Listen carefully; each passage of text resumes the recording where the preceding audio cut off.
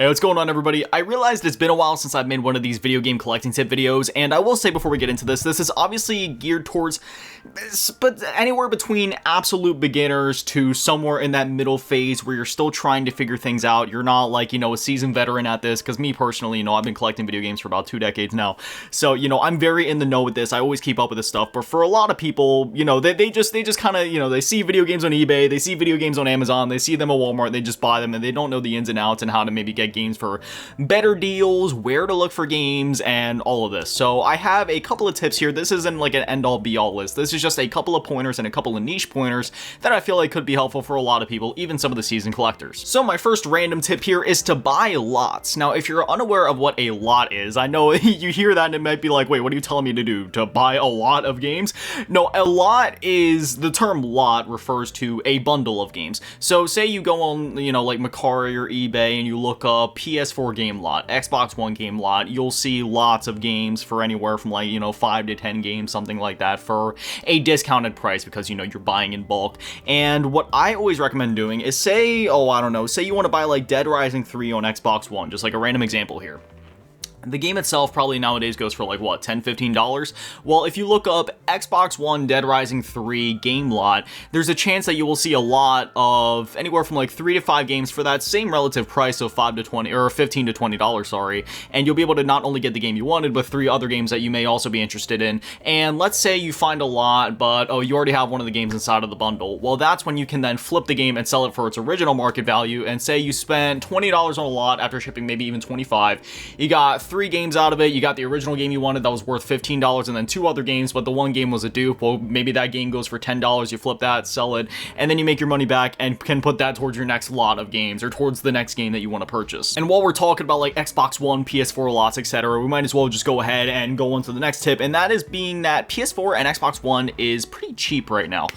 We see this happen, basically every generation, where by the time we get to the middle to later part of the current generation, the previous generation becomes quite cheap. And now going back to the PS4, a lot of the exclusives like Horizon, Uncharted, God of War, etc., you're gonna be able to pick up a lot of those games for 10, 15, maybe 20 at most dollars, but for most of those games they're gonna be pretty cheap. There's plenty of Xbox One and PS4 games currently going for like $5 to $10. You can get a lot of games for pretty cheap, like, especially if you're going for the heavy hitters. Like if you just started collecting for PS4, for example, oh my goodness, go get some Battlefield games, go get some Call of Duty games, some Far Cry, some Fallout. You'll have like 20 games for less than like, maybe $50 pretty easily, especially if you're buying lots and whatnot. Because we'll actually go ahead and go a bit farther in my list. One of my other pointers was to go to like local game stores and retro stores, and that is how I get a lot of games for so cheap. Because for example, there's this one place near me. It's literally one of my favorite retro video game stores that I've ever visited. They have a ton of video games for like $3, $5. I remember one time they had like a sale where you could get a bunch of PlayStation 3 games for literally $1. So do not sleep on these mom and pop stores or these retro game stores, because first off, they rely on your business to stay open in the first place, but furthermore, they tend to have a lot of great deals because they are a smaller establishment. Therefore, they don't have, it's not like GameStop, for example, where they're gonna upcharge you because they have a bunch of employees and all this nonsense to pay off, and they're like a greedy corporation or anything.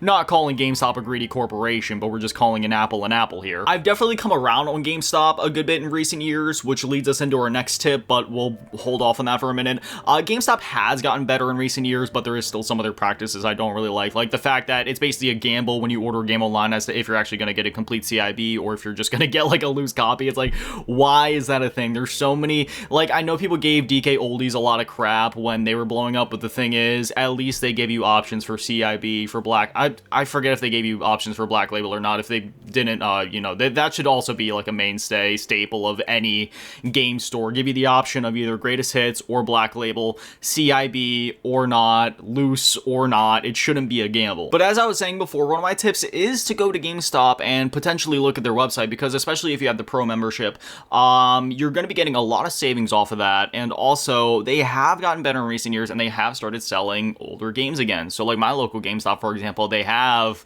like PlayStation 3, Xbox 360 games and all that. I don't have one of those retro GameStops near me, I don't think, but they do have some of those shows where they're selling like SNES games again, and N64 games, and GameCube, and PS2. And I've gotten some pretty dang good deals from GameStop. I remember there was this one Transformers game, which, you know, a lot of the Transformers games are kind of rare now, specifically the ones from like the PS3 360 generation, the ones that were published by Activision.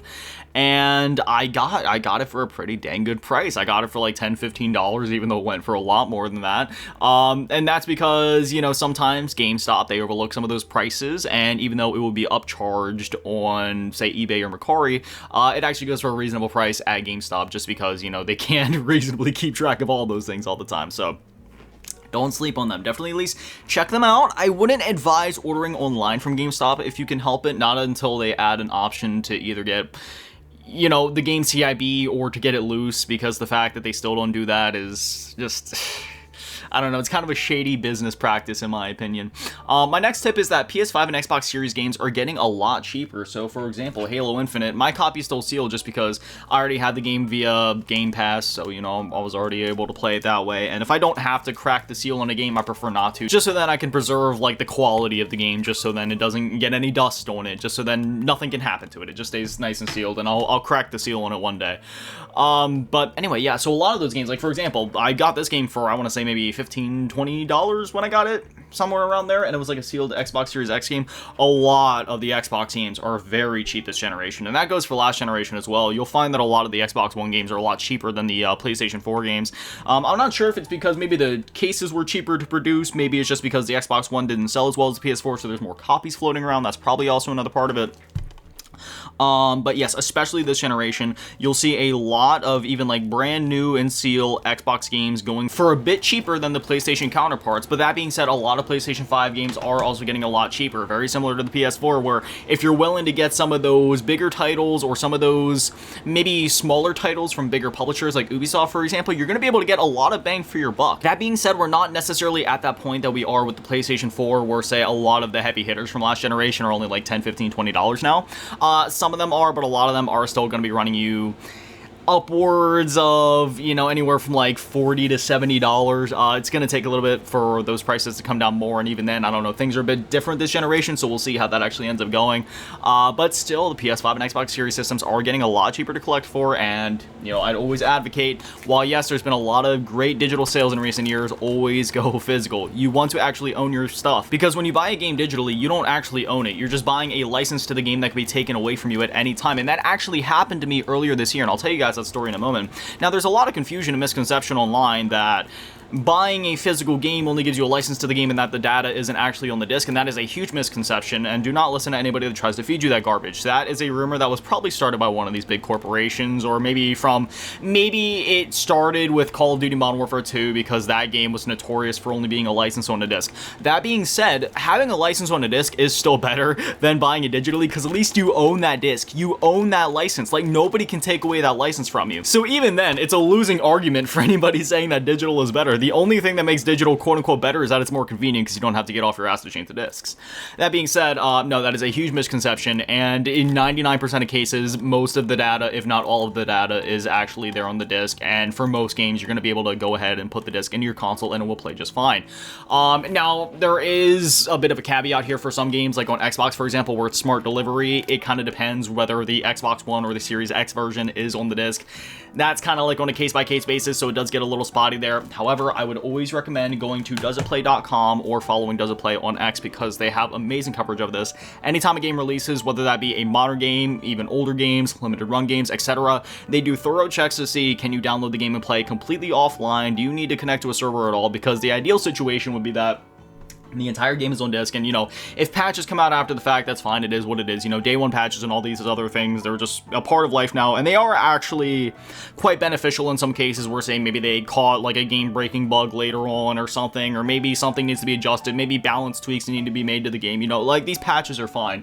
But for the most part, the ideal situation is that the complete game can be played and beaten without having to connect online at any point, just for the sake of preservation, just for the sake of ownership, just for the sake of all of these things.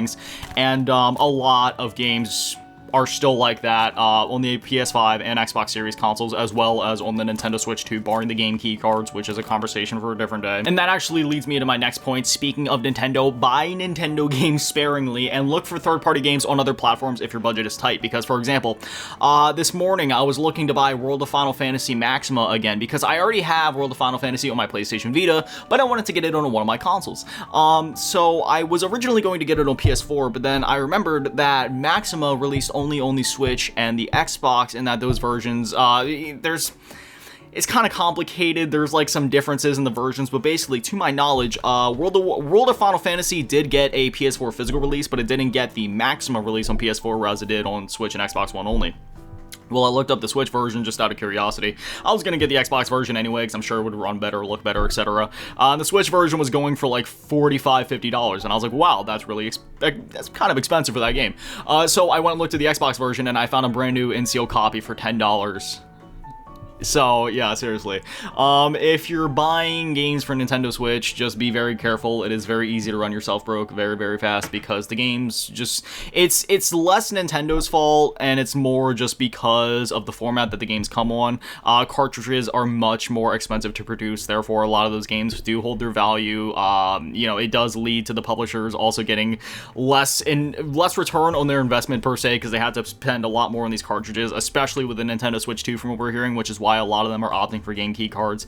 Again, conversation for a different day. Not a fan of the game key cards at all. I know that may sound kind of hypocritical because I was just saying how I'm fine with licenses on a disc as long as we actually own that license, and to a certain extent you do with the game key cards, but that's given that an alternative is available, that alternative being cartridges just actually having the data.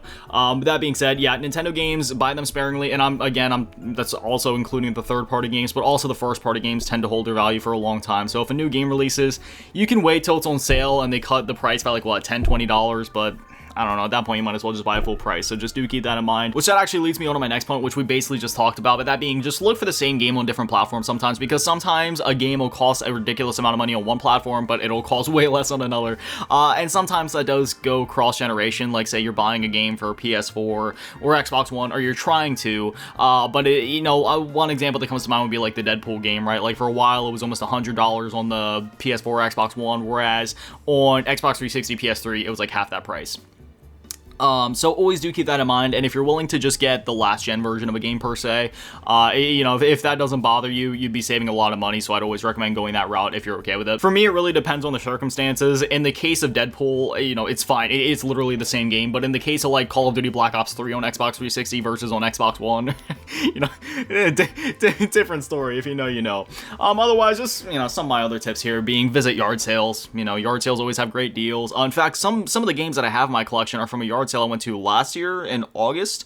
I picked up like this one Cobra Kai game on PS4. I got my Halo Energy Sword there that I always show off in videos. Just in case you haven't seen it before, I'll go grab it. This right here, ladies and gentlemen, is my Halo Energy Sword. It is very sharp. I cut myself on this thing by accident all the time because even the edges down here are very, very pointed. I've literally made myself bleed on this thing, but yeah, it is pretty damn cool. If anybody ever, tries to break into my house, I'll shove it right through their eyeballs or turn them into a kebab. Anyway, yeah, yard sales, not only do they have a lot of great deals on video games, but as you can see, sometimes you can find some pretty cool video game memorabilia and video game themes there. Video game theme things is there. I can't even speak English right now. Video game themed things as well.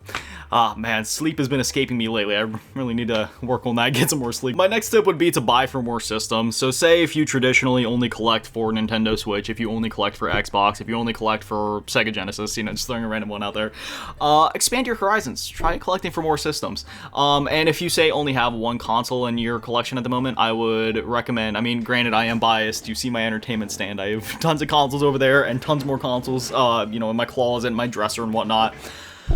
But I would always recommend expanding your horizons, looking into different consoles. So, you know, if you only have a modern console at the moment, look into some of the retro stuff, man. Consider picking up a Super Nintendo, pick up an NES, pick up a Sega Genesis, pick up a N64 or a PlayStation 1 or a PS2 or, you know, an Atari or something like that. You know, Atari's actually been making a lot of efforts to come back into the video game scene, and it'd be really cool to see maybe Sega consider doing something like this in the future.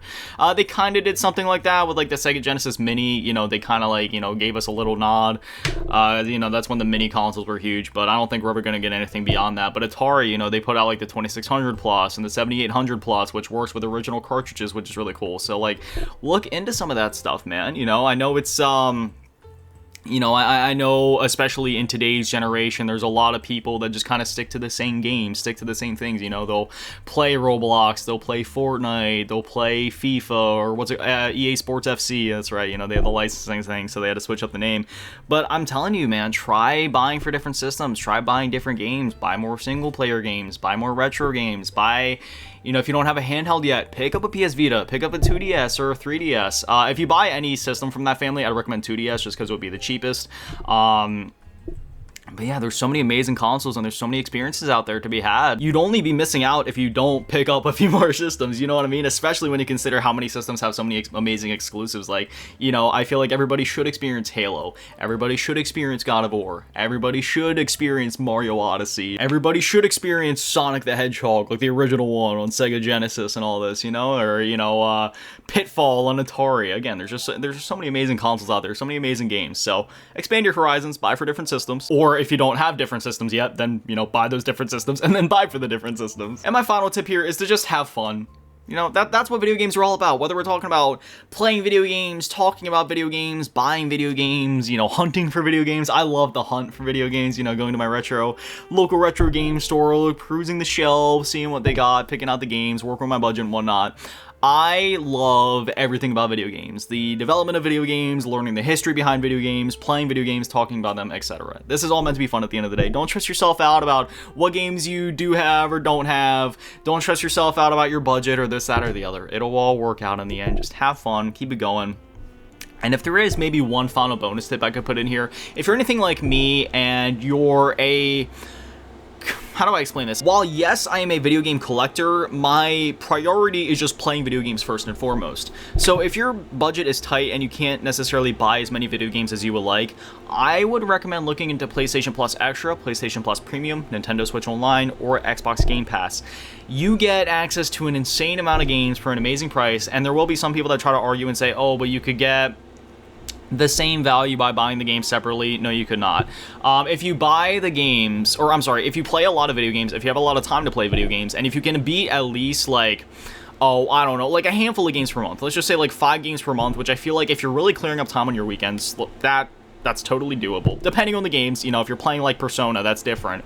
But for the average game that runs to like 10 to 20 hours, you can easily do like 5 games a month if you play in the evenings, play on the weekends, and yeah, you're going to be getting an insane bang for your buck when it comes to even just one of these subscription services, let alone dabbling in all of them, whether that be all at once or at different times. Me personally, I subscribe to all 3 of these services because I get an insane amount of value out of them. You know, for Game Pass, sometimes there's a lot of brand new releases coming out from Microsoft or other developers that are going to Game Pass day one that I can't necessarily, you know, like I work really hard for my money. I do. But even I don't have all the money in the world to be able to buy every single video game I want at the moment I want them, especially with so many amazing releases coming out all the time. Literally, on a day-to-day basis, we have so many amazing games coming out, whether that be indie, AAA, or anything in between in the AA space.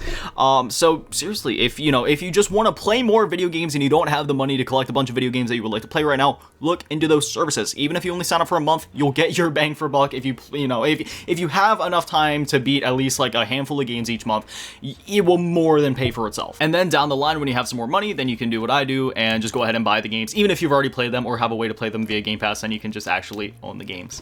But yeah, otherwise, I think that is all of the game collecting tips that I have for you guys today. I try to make one of these at least once per year because I always feel like I have, at least a few useful tips or pointers that are unique to each year, just because it is a rapidly evolving, rapidly changing market when it comes to the prices and just, the current flux and flow of things. So I'll probably see you guys back here in about a year's time. The holidays are also coming up, so things tend to get a bit hectic around there, so just be careful. Don't succumb to any greedy secondhand sellers on eBay and Mercari. Conversation for a different day, but a lot of them are really greedy and scummy, to say the least. But otherwise, yeah. But anyway, as always, a massive shout out, thank you to the Patrons and channel members to get all you in the low ball tier, and an even bigger shout out, thank you to the big ball tier, the last king, Emmy, Danny, Manny, and the biggest shout out, thank you to the GT Run of and some cheese. Thank you guys so much, guys, for Little Legends. I love you. Have an amazing day, stay beautiful. I love you all. Peace.